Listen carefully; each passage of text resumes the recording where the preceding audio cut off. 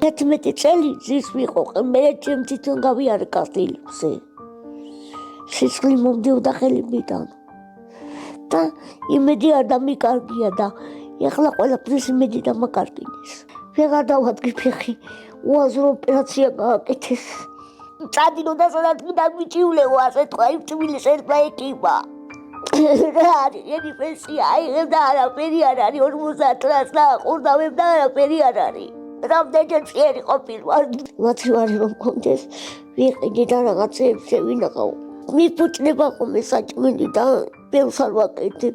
სადეცხის მანქანა არა მაქვს. როგორ რეცხავთ ტანსაცმელს? ზოგჯერ ხელით. სახლი დაიწყდა, რემონტის ფული არ მოგწევს. წადიო უპატრონო სახლში. უპატრონო სახლში რატომ უნდა წავიდე? რისი გეშინია? მარტო რომ თუ დამეხმარებია, კაი იქნება. არავისთვის არაფერი არ მომიტოვია. გადარიცხეთ ნებისმიერი თანხა ჩერნოვეცკის ფონდის ოფიციალური საიტის მეშვეობით.